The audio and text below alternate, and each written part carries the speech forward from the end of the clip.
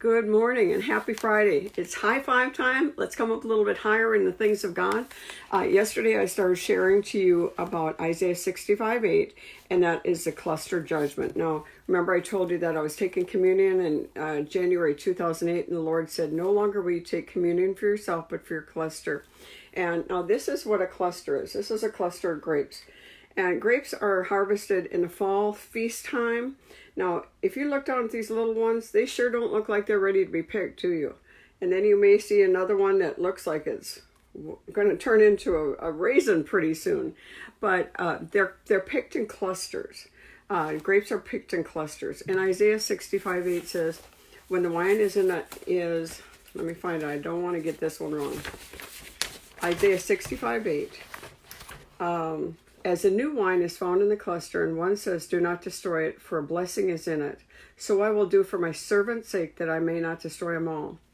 And so we talked about what a cluster was. We're going to talk about the power of the blood. But I want to read to you what Roland Buck, Roland Buck, the book, Angels on Assignment, it's an old book. And I was watching Paul Keith Davis this morning, and he was talking about this book, and it reminded me that that's on the top of my page. The page where you put all your loved ones and you take communion and pray.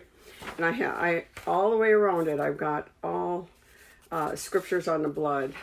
And because right now, in the last days, we overcome by the blood of the Lamb and the word of our testimony. And Roland Buck said the first visitation he had from an angel, the angel said to him, if even one member of your family is living for God, each individual member is highly favored. And that's from his book, Angels on Assignment, old book. It's still in print. You can get it on Amazon. So what is the first cluster judgment recorded? Well, the first cluster judgment that I see recorded is in, when God said to, should I hide what I'm going to do from Abram?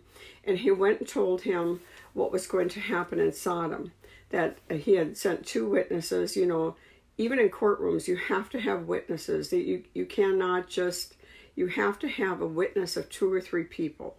And so here we have Abram, his nephew Lot, and his nieces and nephews were in that city, and he said, well, should let the judge of the whole earth do right? Are you going to destroy the righteous with the wicked?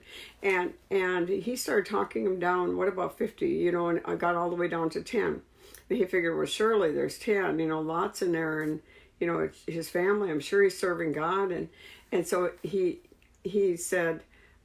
God said, I will not destroy the city for 10 people. Now, that city was 10,000 people. Now, if you consider one person could stand in a gap for 1,000 people, that city, according to, I was reading the book by Derek Prince, Shaping History by Prayer and Fasting, and he said that that is a reference for us, that one can stand in a gap for 1,000.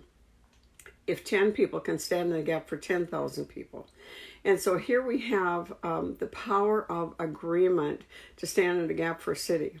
Now, were they all righteous? No, they were not. Sodom was destroyed. And we see what happened. Now, I'm going to read to you from my book. This book I wrote long time ago.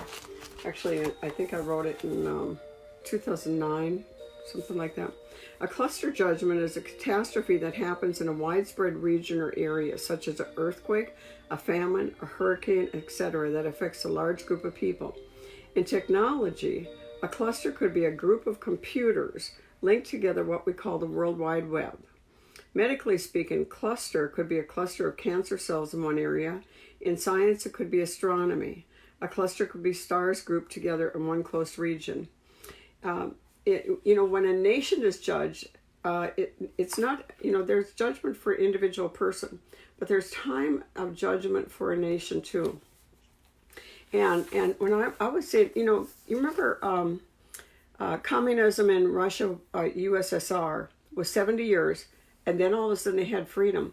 I just realized this week that communism in China has been 70 years, and I expect that they're going to have freedom too.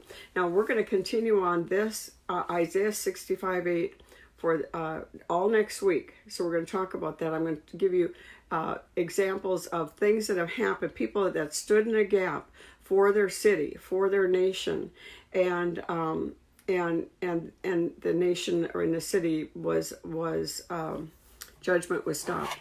And so thank you for being with me today. Have a great weekend. God bless you. Bye-bye.